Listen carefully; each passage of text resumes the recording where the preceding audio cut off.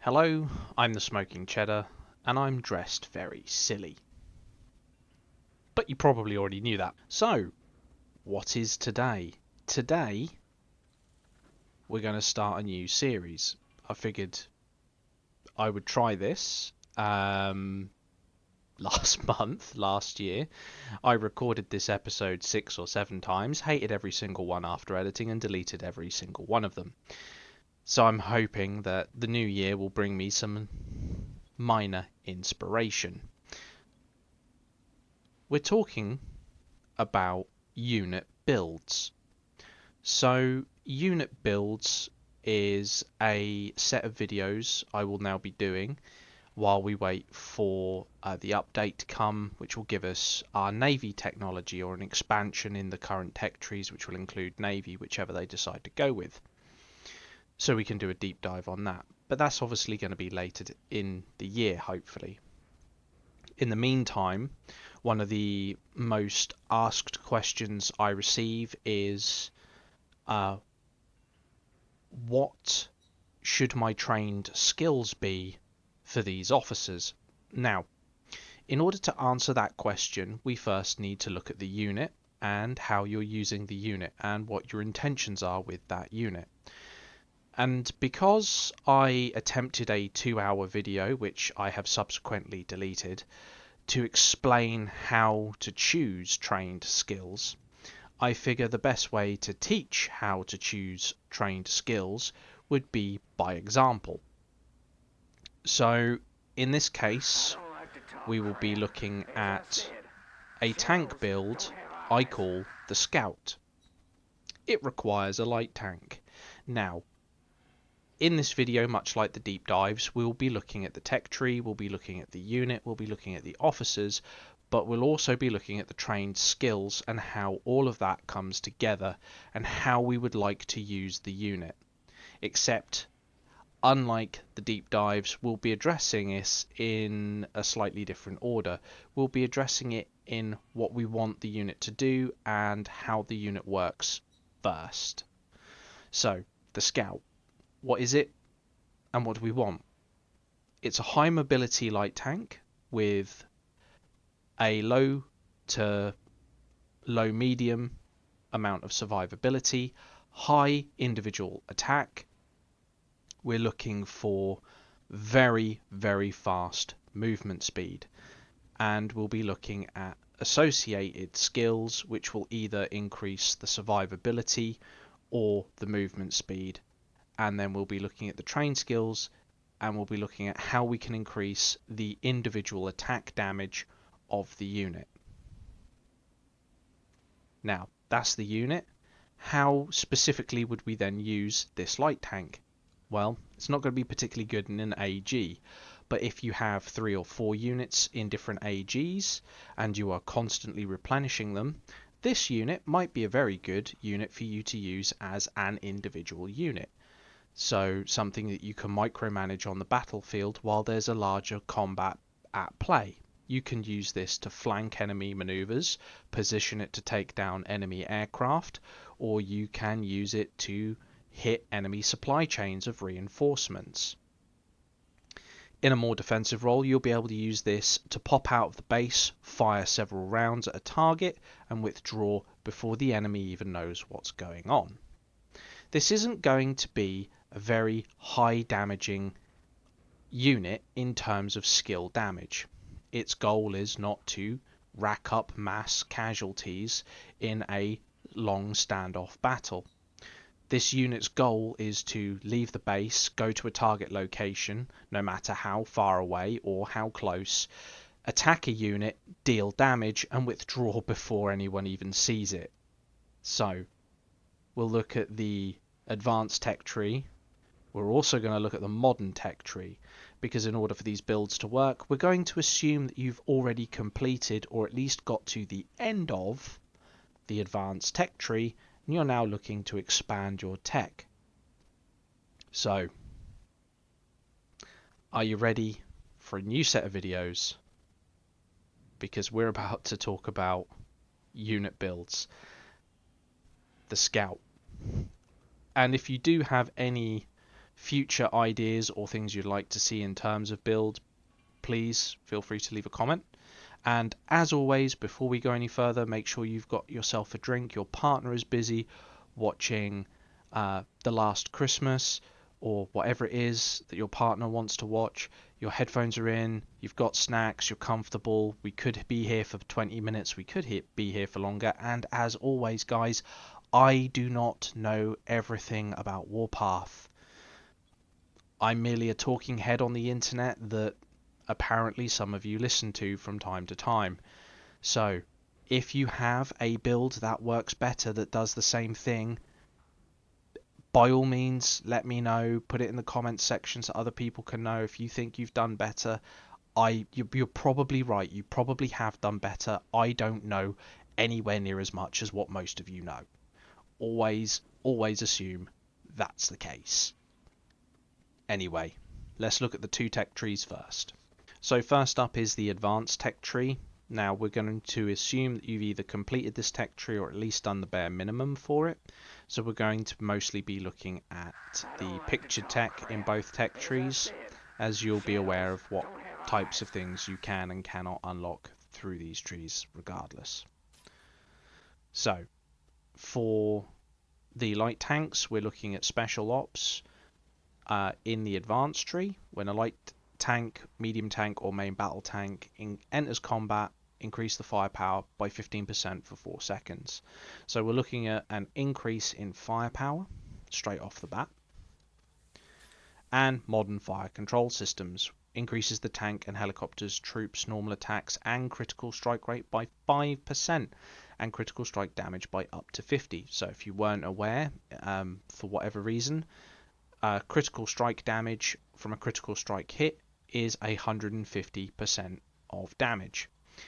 If you have this tech unlocked and it is coming from a tank or helicopter based unit, that goes from 150% to 200% with a flat rating of 5% chance. So we're going to be able to build on that pretty quickly. Onto the modern tree. When a light, medium or main battle tank troop attacks, it has a 40% chance to gain 5% firepower bonus for 5 seconds and can stack up to 3 times. So we're getting the 40% as soon as we enter and a potential additional 15% per attack. Now obviously we're looking at the light tank, so this is going to go up very quickly as the light tank has a very high rate of fire. And assuming this is now your goal or you are about to unlock this, tank troops gain 5% bonus to damage intensity and damage resist. That's a 5% flat intensity and resist bonus straight out of the door. Whenever the tank troop kills an enemy unit, it gains a 0.5% bonus to damage intensity, damage resist, and speed for 8 seconds and stacks up to 15 times. Speed is key here. Speed is king. We're after speed. So as I outlined at the start of the video, we're looking to close the gap with enemy units quickly, engage them quickly and withdraw quickly. We're not looking to engage in a fight. We're not looking for the light tank to take damage. The light tank does not want to get targeted by anything ever in this build. It is simply you slide it into the enemy lines, you attack as much as you can, you slide it out before anyone knows it's there, and you plink off the odd aircraft that isn't looking. The whole idea of this build is that it does not get hit. It's not a line unit. So on to officers. Now, Whipcracker has a skill we can train in, but she also has a skill that's quite useful for this build once she's awakened. So we'll go through her skills again quickly in case you haven't seen my video on my review for her, which I believe I've done like last year at some point. Either way, she's a pretty good light tank officer. So we get a coefficiency or skill damage of 1500 with a normal attack resilience buff of 20%. Now, the reason why she's the captain is because if you are in a protracted engagement and the skill shot does go off, you're going to want the resilience buff to hit first, because you're going to want to take immediately less damage that's coming your way. So we want that resilience buff right at the front. We get bonuses to damage resist and HP, which is handy for extended time in the field. This is the skill we're really after out of her normal set, which is increases the troop's speed and training speed. Light tanks are, after all, fairly squishy, and they do get plinked by aircraft. So a 10% bonus to the training speed is always welcome. And also this one is fairly useful for survivability if you are in a protracted engagement and the enemy is about to drop a skill shot on you and you in turn on them. This is going to reduce that incoming damage by up to 40%. So you kind of want this officer in, because we've got two skills that are going to increase the survivability straight out the gate. But it's the awakened skill we're after, and if you are not aware of her awakened skill, it increases the damage resistance of this officer's tank or helicopter troop by up to 15%. Once the troop enters combat, when it's deployed in the field, you receive a shield coefficient of 500 for 4 seconds. So when you enter this initial hit and run engagement, if they turn to shoot you, you're going to have a shield protecting you from the initial volley of attack damage that's coming your way. Very, very tasty. So that is why we're using her as the captain. We want her skill damage to go off first because we want that normal attack resilience to come into play, because as soon as that shield drops, we want more attack resilience straight out of the gate, straight on the floor. It's a very nice skill to have. We'll get to the trained skills once we've got to the aid. The reason being is we want to discuss everything as a whole when it comes to trained skills. So I've thought long and hard about this over the course of a month, and I do believe these two officers, Lady of Justice being in the aid slot, will absolutely melt people. So why have we put Lady Justice in as the aid? Let's talk through the skills quickly. So once she's awakened, it increases the tactical skills, so we'll start at this end. Blasts an enemy with a shotgun, dealing damage of up to 500 damage coefficient, 1500 damage coefficient, which is your skill shot. Now, this is where our strategy is coming into play. So this is the second skill that's going off, obviously. It reduces the target speed by 50% for 6 seconds. Also increases the damage intensity of the troop and the troop's speed by an additional 15% for an additional 6 seconds. So if we are in an engagement, you let off the first set of shots, you let off the second set of skill shots, it's time to run away. And you can gap that target. Their speed has been reduced by 50% while yours has been increased by 15%. That's a 65% gap. You're already in the fastest unit on the battlefield with a 10% buff from the captain. So you're going to go fast. It's literally the Sonic the Hedgehog of units at this stage. You're going to get away from them. The idea is once you're at the skill damage stage in a straight up fight, it's time for you to leave. Plain and simple. As I said before, this is not a line unit. We're not looking to score kills in a toe-to-toe fight. We're looking to harass and snipe enemy units when they're not looking, when they're not paying attention. And that strategy is extremely effective, and not enough people do it. And I hate it when it's done to me, because it is just a nightmare to deal with. So, what else do we have here? We have Home on the Range, her second skill, which increases the firepower. Remember, we're getting firepower stacks through the tech tree as well, so this is going to play into that, of up to 30%. But while you are in friendly territory, you get an additional 5%, which is very handy if you're trying to snipe units that are attacking in or around your base. This can tip the balance of power quite easily without people even being aware. And this is where things are going to start to come together and make sense to you guys. critical strike rating of 15%. Now, I know what you're saying, there are others out there. Yes, there are, we'll get to that. But we've got a flat 5% damage from the tech tree. We've got a flat 5% critical strike rating from the tech tree at a 200% damage rating. This now pushes it to a 20% critical strike rating. That's 1 in every 5 shots being a critical strike on the second fastest firing unit in the game at 200% damage. And a little bit of damage resistance always goes a long way when you've got next to no health anyway. If you can't handle my training, so you can't handle combat. We're going to hit often, we're going to hit hard. So we need the trained skills to reflect what it is we're doing. And I can't stress that enough. That is the key here. We want the trained skills to reflect what we are doing as a unit. So we're already moving quickly. We've already got lots of firepower. We've got some critical strike. What do we need to do to make it hit harder? The first trained skill. By the way, you're not imagining things. These are little horns. For some reason, the camera's not picking them up. I'll follow orders this time. This is a squig top, by the way. If you're into Warhammer, you know what that is. If you're not, don't worry about it. So, this is where the build is now going to absolutely fall into line, and you're going to be like, why didn't I think of this? That sounds genius. I'm not a genius. I don't know everything. Stop telling me I am. This trained skill is going on to the captain. Meld into the shadows. Increases the normal attack boost of this officer's troop by up to 15% and increases the chance of landing a critical strike by 20%.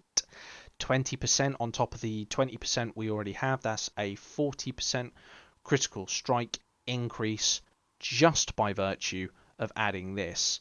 So that means just under 1 in every 2 shots you fire from the light tank is going to be a crit. Not only that, is it counts as a normal attack. And we've got a normal attack boost in there. If you don't know what normal attack boost is, it's an additional damage modifier applied to ground or air force troops' normal attacks. This stat affects the normal attack boost and normal attack resilience of the attacking and defending troops. Acts the same way as damage intensity. It's a bonus stat that you can apply to your damage output. Now, we are not looking at all for this unit to survive, so the second train skill is in fact going to be damage related. So, there are other officers out there that do provide this specific buff, a damage intensity buff of up to 20%. The reason why we're going for damage intensity is, yet again, we want to overcome the target's resistance. We want a single normal attack to deal as much potential damage as possible. Arguably, you could go with the firepower to up that critical strike, but if you don't have a lot of firepower or you can't get a lot of firepower, damage intensity is always going to be good because damage resistance is always going to knock back on the firepower output of your unit anyway. So in turn, you want to mitigate that damage resistance with damage intensity. Now, if you're up against maximum trained artillery, for example, it's not going to have a lot of HP, so using a lot of firepower isn't really needed. A lot of damage intensity, for example, is far better because you're going to overcome its natural resistances. You're going to be able to deal more damage that way. Damage intensity of 20%. As I said, she's not the only officer that provides this skill. There are other officers available. So just go with what you can. Get a damage intensity in on the second buff.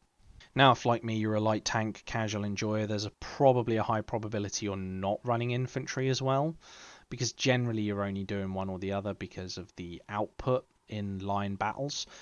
But if you are using infantry, you're probably using him because he's everyone's favourite, and I'm not going into that this episode. However, if you have this officer unlocked, For your first skill on Lady of Justice, you will need this balanced skill.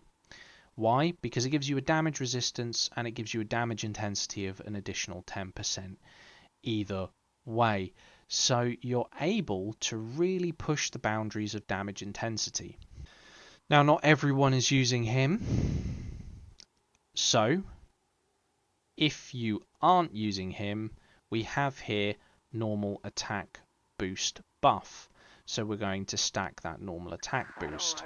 If you're not using Svalin at all in your lineup, then you're going to need to take this normal attack boost. Now, this is going to work the same way as damage intensity, but very specifically targeting it towards the normal attacks. And that's what we want. We want the normal attacks to deal even more damage. Failing that, we have an additional 20% damage resistance here. Now you'll notice I have deliberately avoided any lounge officers or any limited officers that are not available. The reason for that is people are joining the game all the time and people are trading accounts, and not all of those officers are available to everyone. The officers I am talking about, however, are very easy to unlock and they will be available to you. So we're looking at damage intensity damage bonuses for 2 of the 4 trained skills, preferably normal attack boost. Failing that, as a final option, we can go for firepower. We're looking for the normal attack damage and crit special on the captain, and a damage intensity damage resistance bonus balance skill on the aide. And what does all that culminate into? It culminates into a unit that cannot take any sort of damage or punishment whatsoever, has a very low survival rating, gets a shield as soon as it enters combat, but it moves very quickly, and if it does get into a sticky situation, you only wait for the second skill damage to pop and you can hop straight out dodge without a problem. And if you sneak up on someone, you're going to give them a real bad day. That's the whole point of this series that I'm now doing here. This series is literally just me coming up with build ideas, new and inventive ways for us to completely unalive each other's armies. Heavens above, if I see this in the battle against me, I will probably take my mobile phone and smash it against my forehead in utter frustration. This thing's going to be able to pick off artillery without anyone noticing, and if they do notice, it's going to be too late. They're not going to catch it, and if they are chasing it with a dive bomber, this thing can then stand still and shoot it out the sky, assuming you have enough parts and wrenches on it.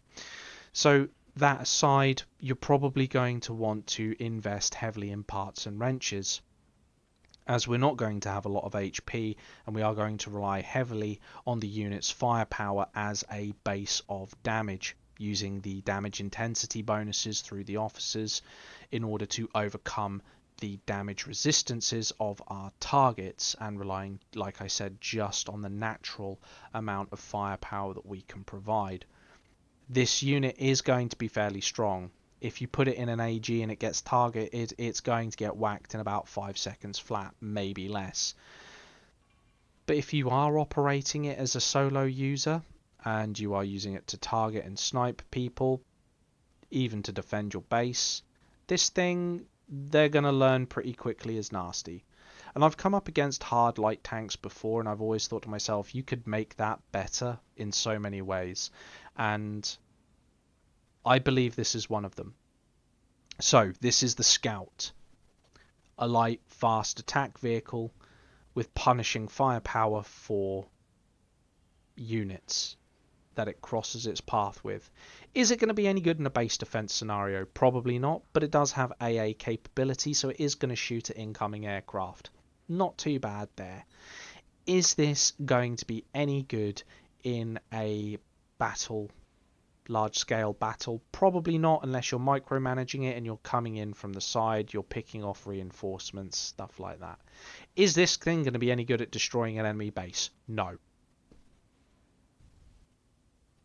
This thing's not going to deal enough damage to be a threat to an enemy base.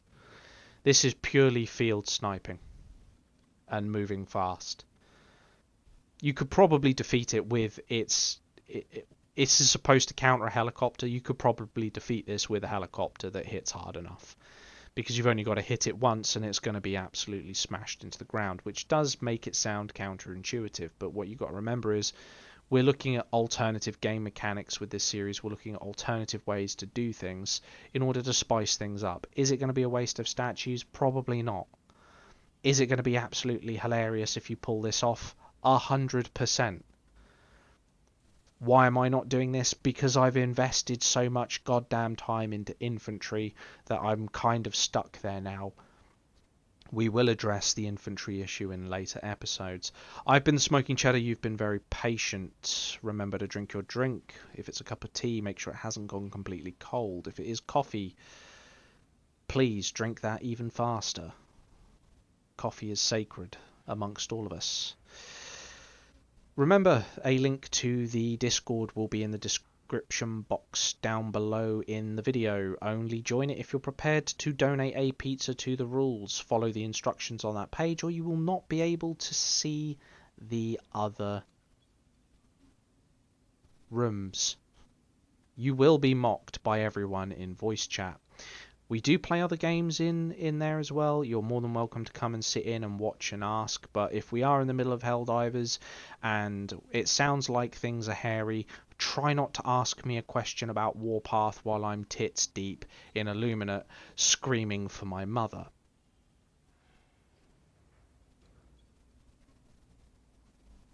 I'm looking at you, Best, if you've got to the end of this video. That's purely you. That's purely for you. You're getting a naming and a shaming in this video just for that one time I'm tits deep in Illuminate and I'm sharing screen and you want to ask me a goddamn question about Warpath. Man, I was fighting for my life that night and you had to distract me with a question on Warpath. You're lucky I didn't ban you from the damn server. It is full of degeneracy if you do join. Please be an adult about what you see. It will be shit posting. Yes, I know, you're not accustomed to hear me swearing. Thank you for watching the videos. We've entered a new year, I guess. I hope you all had a nice Christmas. Normal posting schedule will resume, whatever that is. I don't know, once a week, maybe twice a week if you're lucky. And I guess this is now what we're going to be doing throughout the rest of this year as more things get added to Warpath. And hopefully the damn rail shooter gets removed. Why are they doubling down on that? It's so silly. Anyway, I'm the Smoking Cheddar. I've been dressed silly. You've been very patient. Once more, thank you for watching.